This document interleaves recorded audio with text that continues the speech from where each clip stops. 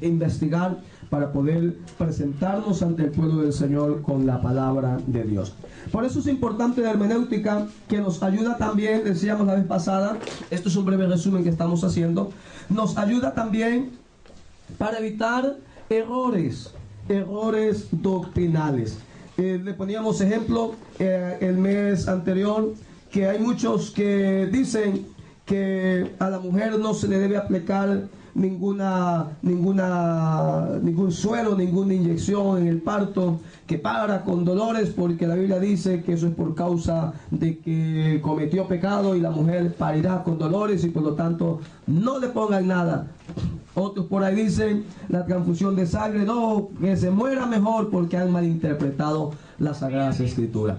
Si se dieran cuenta, realmente Jesucristo no hizo una transfusión de sangre total y nos puso con su sangre, nos ha dado la salvación y la vida eterna. Entonces necesitamos la hermenéutica para poder compartir la verdad de la palabra de Dios con las demás personas. Para eso necesitamos estudiar la hermenéutica. La hermenéutica nos ayuda a darle el sentido a las palabras. La hermenéutica nos ayuda a dar una buena interpretación. Vuelvo y repito, aquí lo que sirve no es tanto lo que el intérprete diga del texto, sino lo que el escritor quiso decir en su tiempo acerca del texto bíblico. Tenemos que ubicar las cosas en su lugar. Amén. La hermenéutica nos es de gran ayuda para poder comprender mejor las Sagradas Escrituras. Pero ¿de dónde viene esa palabra hermenéutica? En el libro de los Hechos de los Apóstoles, en el capítulo 14, en el verso 8 al verso 12, allí nosotros encontramos ya una pista de esta palabra de hermenéutica. Hechos capítulo 14, verso 8 al verso 12. Dice así: y cierto hombre de Listra estaban sentado imposibilitado de los pies, cojo de nacimiento, que jamás había andado. Este oyó hablar de Pablo, el cual, fijando en él sus ojos y viendo que tenía fe para ser sanado, dijo a gran voz: levántate derecho sobre tus pies. Y él saltó y anduvo. Entonces la gente de Listra, visto lo que Pablo había hecho, alzó la voz diciendo en lenguas licaónicas: dioses bajo la semejanza de hombre han descendido a nosotros. Y a Bernabé le llamaban Júpiter, y a Pablo le llamaron, ¿cómo? Mercurio, porque este era el que llevaba la palabra de Dios. Acuérdense de eso de allí. Y dice que al apóstol Pablo le llamaron, ¿cómo? Mercurio, porque los habitantes de Listra decían que Mercurio y Hermes, de donde procede la palabra hermenéutica, era el mismo Dios. Hermes era el mensajero de los dioses a los mortales, el Dios de la ciencia, de la elocuencia, de la oratoria, de la lectura, etcétera. Eso era Hermes o Mercurio, que era el mismo Dios. Y Hermes era el intérprete de Júpiter, el padre de los dioses. Y los habitantes de Listra llamaron a Pablo, le llamaron Mercurio, porque él llevaba la palabra, él era el que hablaba, él era el que enseñaba, era el portavoz de ese grupo misionero. Y al ver los milagros que hacía Dios a través de ellos, y cómo hablaba Pablo, le llamaron a él Hermes o Mercurios. Hermes, de donde viene la palabra hermenéutica, que era el que transmitía, el que enseñaba, el mensaje de los dioses. Entonces, de allí proviene también la palabra hermenéutica. Yo decía la vez anterior que la hermenéutica es una ciencia. Es una ciencia que trata de leyes sacadas de la misma escritura, las cuales son necesarias para conseguir la interpretación correcta de las escrituras. Por lo tanto, la hermenéutica es una ciencia y consiste y si es ciencia, tiene que tener leyes, reglas, principios ordenados en una forma ordenada o o de una forma lógica. Por eso es necesario que cuando vayamos a estudiar la Biblia, sepamos por lo menos las pautas, los principios hermenéuticos para comprender mejor las Sagradas Escrituras. La Biblia tiene doble naturaleza. Ahí nos quedamos la vez pasada. La Biblia tiene una doble naturaleza, pero no una doble interpretación. Ya vamos a explicar eso. Tiene una doble naturaleza. Y esa doble naturaleza, ¿por qué? Porque el autor de las Escrituras es Dios. Pero los que la escribieron eran personas humanas, pensantes como usted y como yo, que vivían bajo un gobierno, bajo un sistema, y ellos entonces escribieron bajo ese sistema, bajo esa cultura, las Sagradas Escrituras. Por lo tanto, necesitamos leer la Biblia en una forma literal, pero no en una forma literalista. Cuando nosotros leemos un libro de ciencia, no esperamos encontrar poesía, esperamos encontrar símbolos, como el símbolo del agua, el símbolo de los metales, porque es un libro de ciencia. Pero si nosotros leemos un libro de literario o gramático, no esperamos encontrar en cambio símbolos como en los libros de física o de ciencia. Y cuando lo leemos con la mentalidad no de un libro de física o de química, sino que hay que leerlo con una mentalidad de gramática para poder entenderlo, para poder comprenderlo, porque si no le daríamos un significado totalmente erróneo. La Biblia hay que entender, hay que leerla, hay que estudiarla, hay que escudriñarla con la mente de Jesucristo. Hay que leerla, hay que analizarla, pero no simplemente, porque a veces lo que queremos es espiritualizar todo, pero hay cosas que eran por costumbres, por tradición, por historia, pero no todo hay que espiritualizarlo. Decía que la Biblia es un libro divino y es un libro también humano. ¿Por qué es un libro divino? Porque Dios es su autor. Amén. La Biblia dice en 2 de Timoteo capítulo 3 verso 16, la Biblia dice que la Biblia es inspirada por Dios. La Biblia o las Sagradas Escrituras es inspirada por Dios. Si habláramos con una persona que no acepta la Biblia como un libro divino o como una inspiración de Dios, él no entendería absolutamente nada de lo que estamos hablando, porque la Biblia dice que lo espiritual se lo entiende a través de lo espiritual. ¿Por qué decimos que la Biblia es un libro divino?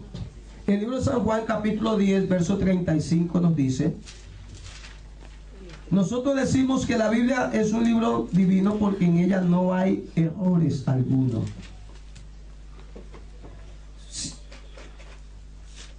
Se llamó dioses aquellos a quien vino la palabra de Dios, y la Escritura dice no puede ser quebrantada. Hay muchos que dicen, no, vea, la Biblia está llena de errores, está llena de muchas fallas. No, la Biblia no tiene error alguna, porque si no, Dios estaría contradiciendo a sí mismo. Y hemos dicho que Dios es perfecto. En Él no hay error alguno. Amén. Y la Biblia no tiene errores. Lo que pasa es que fueron escritas en diversas épocas, en diversas situaciones. Como por ejemplo, cuando dice la Biblia de que Dios le dijo a un hombre que se case con una mujer adúltera. Dice, oye, pero Dios, ¿cómo se contradice Dios? Porque ¿cómo va a mandarle Dios a casarse con una mujer adúltera? En el tiempo de hoy esto eso sería algo chocante también. Pero lo que pasa es que esa era otra cultura, era otro tiempo. Dios quería enseñarles algo a esa nación, que era la nación de Israel, que siempre andaba prostituyéndose con dioses y con tantas cosas del mal. Y Dios quería demostrarles su amor. Amén. A ese pueblo. Amén, amén. Y usted lee la historia y dice que aquella señora no convivía con él, pero salió embarazada. Un milagro. Pero sin embargo dice que dio a luz y él la perdonó. Amén. Y siguió viviendo con ella. Pero sin convivir, al tiempo volvió a quedar otra vez embarazada. Y Dios le dijo, perdónala. Y yo te tuve que perdonarla. Y al tiempo otra vez embarazada. Venga, pero si conmigo no convive, sí, yo me caso con ella, pero llegaron al acuerdo de no convivir. Y sin embargo, Dios le dijo, pues perdónenla otra vez y recíbalo usted. Hasta que ella se fue de la casa. Y dice que comenzó a ella a tener su vida de mal vivir por allí. Y cuando él un día entra a un pueblo en la ciudad y ve una señora en la puerta de entrada y dice, esa señora parece que fuera mi mujer. Porque el pecado deteriora la vida de la persona. Así es, amén, amén. Esa parece que fuera mi mujer, pero es que así como está, como que irreconocible, pero se acercó y dijo, sí, es mi mujer. Así es. ¿Y cuánto vale? ¿Cuánto hay que pagar por ella? Porque la tenían hasta vendiéndola. Y le dijeron, vale tanto. Él dice que lo que llevaba en efectivo no le alcanzó, pero aún del producto que llevaba lo dio como parte de pago. Amén, amén. Y se la llevó otra vez para su casa. Sí, amén, amén. Eso habla de el amor de Dios para su pueblo. Amén, amén. Gloria a Dios. Pero si eso lo pasamos al día de hoy, es que era otra cultura, otro tiempo. No podemos traerlo de ese tiempo, de esa cultura a este, pero sí lo que podemos hacer es traer la enseñanza amén, de amén. Dios Sí, para su pueblo. Entonces, la Biblia no tiene errores alguno. Amén, amén. La Biblia no se puede entender aparte de la ayuda de Dios a través de su Espíritu Santo. No se la puede entender. Por eso muchos leen la Biblia y no la comprenden y sacan el dualismo, el triniteísmo, porque no la entienden. La Biblia es un libro monoteísta desde Génesis hasta Apocalipsis. Solo habla de un solo Dios. Lo que pasa es que hay que leerlo con la ayuda del Espíritu Santo de Dios. Amén, amén, amén. La Biblia es un libro divino porque tiene un contenido espiritual. Amén, amén, amén. No es un libro de recetas de cocina ni un libro de textos científicos, sino de un libro que habla de la historia de la redención del hombre. Amén. Aunque no sea un libro de cocina, sí nos habla de alimentos. Aunque no sea un libro de científico, pero sí nos habla de ciencia. Mire, estaba hablando con un hombre, yo no sé si les hablé en su momento, de un hombre que en cuanto a la matemática tiene un grado intelectual muy alto. Y yo le preguntaba que cuál era el comienzo de la numeración. Y dijo porque que los romanos, salieron los números romanos, pero que antes de eso había otra clase de numeración. Y bueno, digo, pero yo quiero es el principio, lo primero, de primera mano. ¿Cuál es el principio de la numeración? Dice, ese es el que le estoy explicando. Le digo, pues no, ese no es el principio de la numeración. Digo, porque si yo me voy a la Biblia, encuentro el principio de la numeración. Al primer día de la creación, dice la Biblia, en el primer día, ¿quién es primero? El primero. Es el número uno. El uno. Ahí está el principio de la numeración. Cuando Dios creó los cielos y la tierra, esto no es que los romanos ni que los griegos, está el principio, está en la Biblia, en la palabra del Señor. Amén. En el principio creó Dios los cielos, y el segundo día y el tercer día, ahí está la numeración. Lo que pasa es que tenemos que analizar y estudiar la palabra del Señor Jesucristo. Por eso decimos que la Biblia es un libro divino. Pero también entendemos a través de la hermenéutica que la Biblia es un libro humano. Amén, amén. Y de ello quiero tratar en este día. Tan humano que usted y yo lo podemos leer como cuando leemos La Vanguardia, el ABC, El País o algún libro. Con la excepción de que no existe en ella, como hemos dicho, ningún error. Amén. Contiene palabras humanas. En ellas se expresan la personalidad y el estilo literario de cada autor. Porque Juan escribe de una manera, David escribe de otra, Salomón escribe de otra manera, Jeremías escribe de otra manera. Cada uno tiene su estilo literario. Amén. Por eso encontramos libros históricos, libros poéticos, Libro de la ley. Entonces, libros, cada uno tiene su propio estilo literario. Amén. Quienes se expresan con una inteligencia que entendemos fácilmente. La Biblia no la podemos entender si no examinamos, si no estudiamos el contexto histórico por los autores, porque ellos son humanos y tienen una historia, su pueblo, el lugar donde ellos vivían. Y por eso es necesario que la analicemos como un libro más. Es como, por ejemplo, cuando usted lee el periódico y usted llega a la sección que hablan de política, usted no va a leerlo con la mentalidad de la sección del deporte. Usted cambia enseguida el chip y lo ubica en la política. Dice, el jefe de la oposición en el Congreso. ¿Y usted aquí enseguida quién se le viene a la mente? Pues el contrario. ¿Quién es el líder de la oposición? Él. ¿Verdad que sí? Así es. ¿Perdón? No, Rubalcaba ahora. Esa parte. Acaba. Cuando nosotros lo leemos, no lo leemos como cuando estamos leyendo lo que es farándula, no. Lo leemos, enseguida viene a nuestra mente la forma literaria de leerlo. Y lo leemos de la forma literal porque sabemos de quién está hablando. Así es, amén. ¿No? Hablamos acerca del mejor futbolista, mejor no entremos en polémica. Enseguida ubicamos, decimos, no, es tal persona. Pero, y son diferentes escritores. Porque el que escribe política habla de una manera y el que escribe el deporte habla de otra manera. Amén, amén. La Biblia está escrita por muchos hombres, sí, guiados por Dios e inspirados por Dios, pero ellos cada uno tenían su forma literaria. Amén, amén. Vivían en diferentes lugares. Los que han estudiado, los que han visto un poco también de geografía, saben de que no vivían todos en un mismo sitio. Muchos entre ellos ni se conocieron. Pablo no conoció a Moisés. Abraham no conoció a Pedro, pero todos escribían de una misma cosa, de un mismo tema principal. Por eso necesitamos leer la Biblia en una forma literal, no literalista.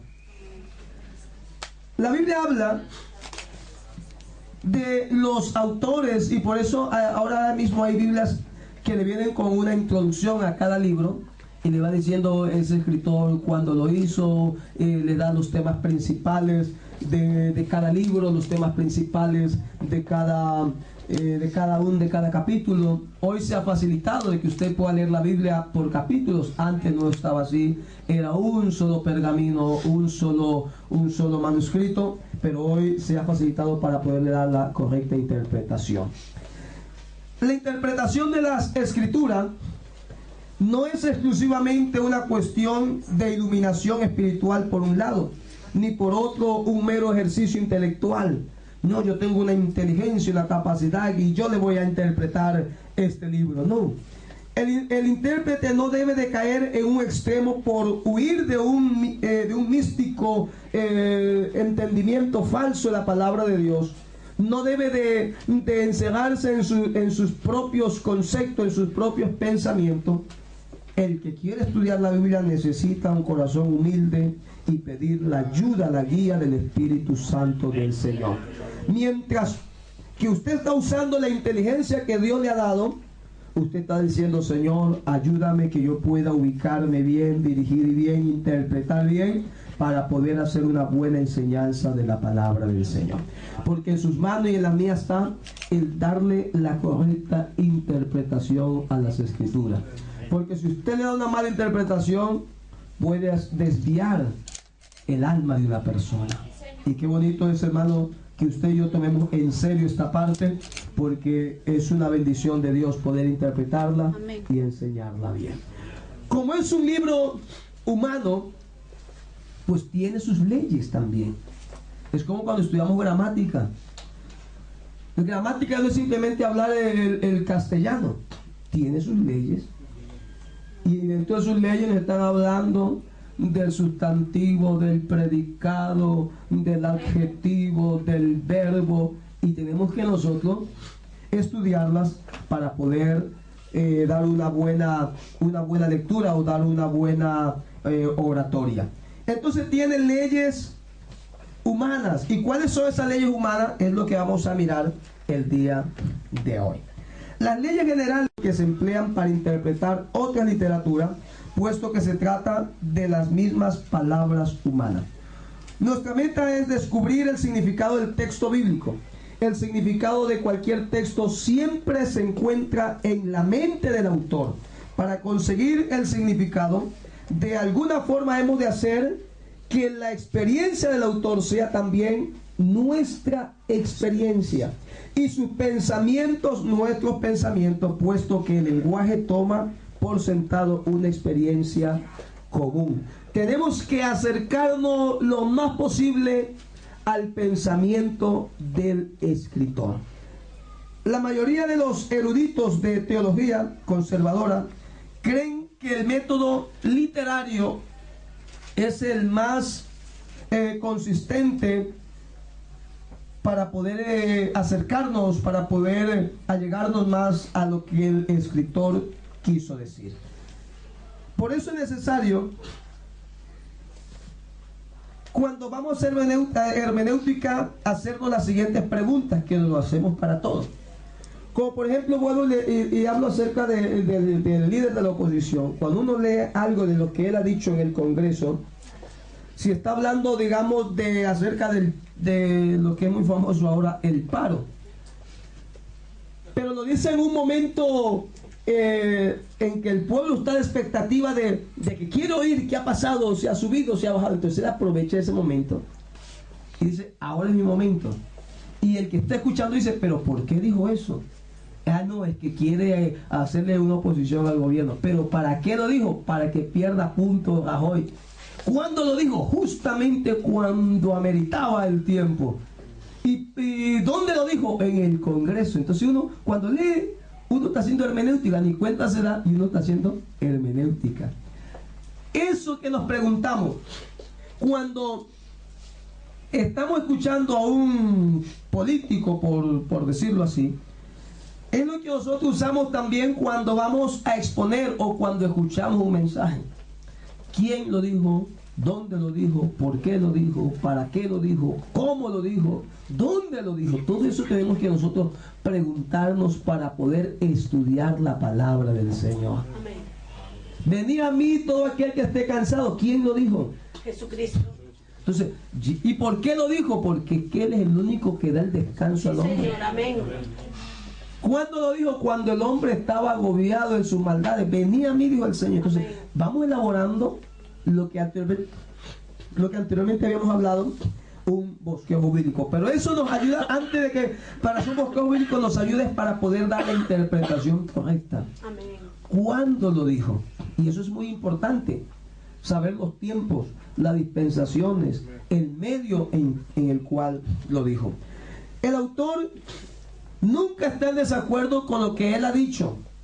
El autor siempre está de acuerdo con lo que él ha dicho, con lo que él ha escrito. No va él a contradecirse a sí mismo. Las premisas que él da son importantes cuando se trata de la palabra del Señor. Amén. Nunca se contradice, aunque muchos dicen, pero Jeremías, él decía, Señor, yo digo que va a pasar esto y no pasa esto. No pasaba en ese momento. Pero al pasar los días, lo que él había dicho se cumplía. Sí, Señor, amén. Es que la Biblia, nunca el autor, lo que ha escrito, nunca él se contradice. Siempre el autor está de acuerdo consigo mismo de lo que ha escrito. Amén, amén. Hay textos que son quizás difíciles a la vista para poder dar una interpretación correcta, pero lo difícil siempre se interpreta a la luz de lo claro. Sí, amén. Por ejemplo, la Biblia habla acerca de que hay muchos que todavía desean la leche como recién nacido, pero ya es necesario de que ellos sean de vianda. Entonces vámonos a interpretarlo a través de lo fácil. Así es. ¿Quién quiere beber siempre leche? Los niños, los tiernos, los pequeños. Está hablando entonces de los que recién están convertidos. Pero hay muchos que ya tienen tiempo y quieren seguir tomando leche y son de vianda. ¿Y quién son los de vianda? Los que ya están más grandecitos. Así es. Entonces, lo difícil lo podemos interpretar a la luz de lo claro para poder entenderlo y para poder también explicarlo. Las partes de la escritura son interpretadas a la luz de la totalidad del libro.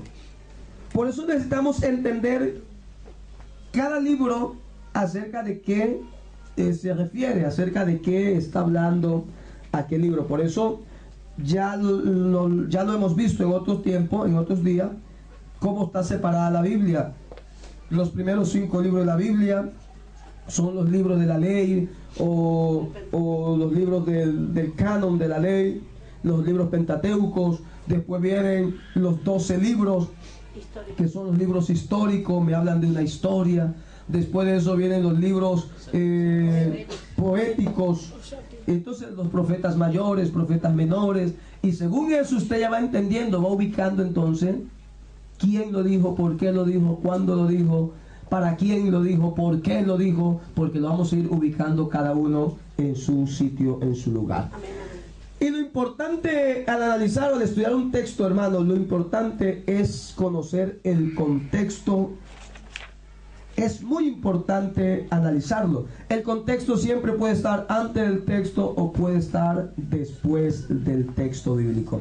Si existe una antigüedad de ese texto, es necesario poderlo estudiar, porque algo tiene que haber, algo tiene siempre que estar detrás de ese texto bíblico, y yo no tengo que salir con cualquier cosa, o es que yo pienso que esto es así, o yo creo que esto es así. No, dediquémosle un tiempo a la palabra del Señor y usted va a encontrar muchas riquezas, mucha importancia en la palabra del Señor para su propia vida y también para los que la escuchan.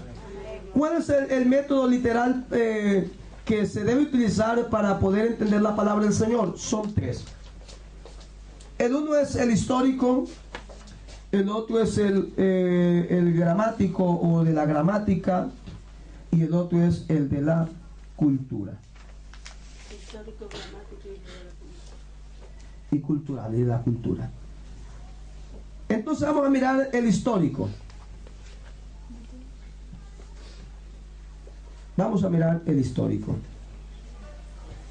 Mire, la Biblia no solo es precisa históricamente hablando, sino que presenta sus enseñanzas en un contexto histórico. Y el método literal siempre hace la pregunta: ¿qué significado tenía este pasaje para los oyentes originales en su contexto histórico? Y tenemos entonces que irnos a analizar la historia de ese pueblo, analizar el contexto histórico de esa comunidad, por qué ellos vivían o hacían ciertas cosas. Como por ejemplo, existía en la antigüedad lo que se le llama la poligamia. Eso hoy día está totalmente prohibido, pero antes existía la poligamia y era aceptada, y era aceptada como una conducta, era aceptada dentro de una sociedad, de una comunidad, dentro de la familia. Era el medio por el cual había la reproducción familiar y era aceptada en la Biblia. Por eso hay muchos que le dan una mala interpretación y quieren decir: no, es que si Abraham vivió así, nosotros también lo viviremos. Eso pasó con los mormones allá en Estados Unidos hace muchos años atrás, que le dieron, dijo: no, es que si Abraham, mire David, cuántas mujeres y concubinas, y Salomón, ni qué hablar tenía. Y quieren trasladar esa cultura a nuestra cultura, de ese tiempo a nuestro tiempo, y eso es un grave error que se está cometiendo. Se preguntaban también las personas: ¿por qué una mujer tiene que parir sobre las rodillas o las piernas de otra para que el niño sea aceptado dentro del núcleo familiar cuando a la verdadera esposa era estéril? Muchos se preguntan eso, pero es necesario entonces indagar, estudiar, hacer una hermenéutica de la palabra del Señor. ¿Por qué se permitía todo esto en la Biblia cuando nosotros la leemos? Y uno dice: bueno, la hermenéutica me ha permitido estudiar la cultura tan especial para que podamos llegar a entender que todo eso fue pasando, todo eso fue aconteciendo hasta que llegamos a nuestro tiempo, a la educación que nuestro Señor Jesucristo quería que tengamos dentro de los conceptos de la familia. Pero esto comenzó así, de esta manera, en una forma progresiva. Hay que entender todo esto, y para aquello hay que analizar dentro del campo de la hermenéutica, que es la interpretación de la palabra de Dios. Dentro de ese campo hay que estar bien claro qué es cultura y qué se hacía por cultura, y es un tremendo error, hermano, es un tremendo error traer esa cultura de ese tiempo y quererla aplicar en este siglo XXI. Necesitamos comprender, necesitamos mirar, analizar, estudiar por qué ellos lo hacían así, de esa manera, y por qué hoy se la hace de otra forma. Ese era un estilo de vida. Lo que se llama la poligamia era un estilo de vida en aquel entonces. Y si cogemos por ejemplo Abraham, acuérdense Abraham dónde vivía, de qué cultura vivía. Dice que Abraham era de Ur, y era del sector de Ur, pero de los caldeos, y de allá venía él con esa cultura. Aunque tuvo el encuentro con Dios, y Dios lo bendijo para que sea bendición, pero esa era su cultura, y a través de esa cultura Dios nos iba a venir enseñando cosas muy especiales para el día de hoy. Debemos de analizar de una forma gramatical también, porque a veces queremos pasar por alto eso, la gramática, y leemos la Biblia, la leemos rápidamente y no le damos el símbolo o el significado que ella realmente tiene. Mire, el significado de las palabras que realmente tiene, la forma y tiempo de los verbos y los demás elementos de la gramática son importantes, puesto que la Biblia fue escrita con palabras humanas. Por este motivo es necesario que tengamos un diccionario bíblico, porque hay palabras que están escritas, pero que cuando la miramos en el diccionario, si son derivadas del griego, del hebreo, siempre tienen otro significado distinto al que nosotros en nuestra cultura le damos.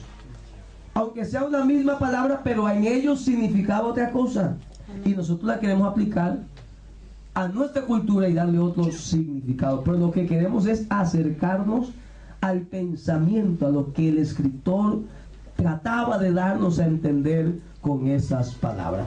Y digo yo, pasamos a veces brevemente la lectura y no nos damos cuenta de lo que estamos leyendo.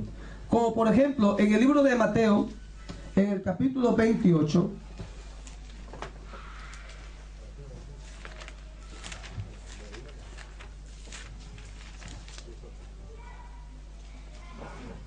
Mateo 28, 19. Es un versículo bastante polémico para los que no lo entienden, pero cuando usted lo lee, usted va a entenderlo. Pero tenemos que ir respetando, dicen los semáforos que hay allí. Si hay un amarillo, ¿qué quiere decir el amarillo? Precaución. Precaución, prevención, que está a punto de pasar a roja, y si usted se cruza, si está en rojo, ya sabe lo que pasa. Peligro. Entonces, si está escrita la Biblia de una forma literal, tenemos entonces que comprender, que entender la palabra del Señor. Mateo 28, 19. Alguien que lo lea allá atrás, los que están bastante cómodos. No sea que se me duerma alguno. Está muy relajadito. Amén. Por tanto, id y haced discípulos a todas las naciones, bautizándolos en el nombre del Padre, y del Hijo, y del Espíritu Santo. Amén. Bueno. ¿Alguien quiere dar lectura a los que están acá adelante también? Amén. Léalo, por favor. Por tanto, id y haced discípulos a todas las naciones, bautizándolos en el nombre del Padre, y del Hijo, y del Espíritu Santo. Bueno. Miren lo que dice. Por tanto, id, coma, y hacer discípulos a todas las naciones, coma. No dice y dice por tanto, y hacer discípulos a todas las naciones, bautizándolos en el nombre del Padre. No, hay unas comas que vamos a irlas respetando. Amén, amén. Vamos a irla mirando, vamos a ir usando lo que es la gramática. Dice, por tanto, y cuando hay una coma es porque va a hablar de otra cosa. Por tanto, y. Pero ahora que vayan, escuchen, vayan a ser discípulos. Amén, amén. Y a los que van a ir a ser discípulos, ustedes van a hacer algo, van a enseñarles. A ser discípulos a todas las naciones, bautizándolos, porque hacer discípulos es, hay que formarlos, hay que capacitarlos, hay que irles a enseñar a todas las naciones, bautizándolos en el nombre del Padre, del Hijo y del Espíritu Santo. Y alguien enseguida dice, ahí está el bautismo, ese es el correcto. Ahí lo está diciendo en el nombre del Padre, del Hijo y del Espíritu Santo. Pero si nosotros hacemos una hermenéutica y usamos la gramática, leemos de esta manera. Dice, y hacer discípulos, bautizándolos en el nombre. Amén, amén. En el nombre. Si digo en los, ¿en qué forma estoy hablando? Plural. Y si digo en el, Singular. ¿y cuándo es singular? Cuando es dos, tres, más. Singular es uno. Cuando es uno. Estoy usando la gramática. Bautizándolos en uno. Bautizándolos en él, no en los. En él. Hermano, es que ahí no hay otra enseñanza. Hay una enseñanza. Amén. Que Jesucristo es uno y uno es su nombre. Amén. Y que en ese nombre hay salvación. Porque no hay otro nombre bajo el cielo dado a los hombres en el cual podamos ser salvos. Dice, bautizándolos en el nombre. Y enseguida le viene lo que es Padre, Hijo y Espíritu Santo. Pero es que dice bautizándolos en el nombre. Ya me habla de un solo nombre. Padre no es nombre. Hijo no es nombre. Y Espíritu tampoco es nombre. Hay que buscar el nombre. Entonces tenemos que buscar ese nombre. Amén, amén. Es que la palabra de Dios es tan clara, pero hay que analizarla históricamente, gramaticalmente y culturalmente. Y le daremos el significado que es el correcto. Sí, Señor, amén. Si no, le daremos un enfoque distorsionado, un enfoque erróneo, un enfoque que no es realmente el preciso. Entonces necesitamos analizar la palabra del Señor gramaticalmente y mirar las palabras.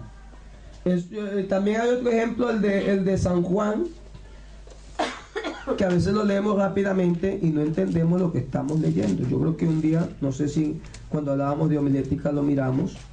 San Juan capítulo 1. Capítulo 1.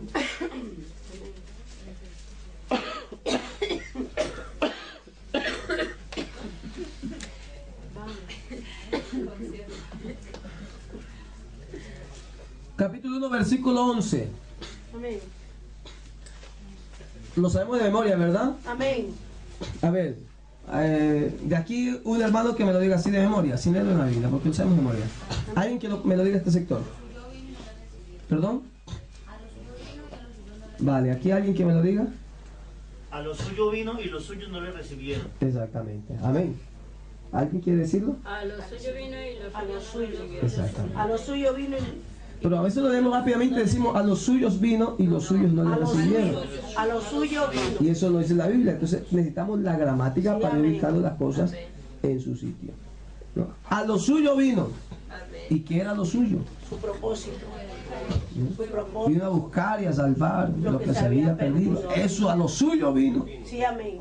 Y los suyos no le recibieron. Así es. Pero Amén. hay gente que lo lee y dice, a los suyos vino y los suyos no le recibieron. Pero eso no dice realmente la Biblia, la Amén, escritura, amén. la palabra del Señor.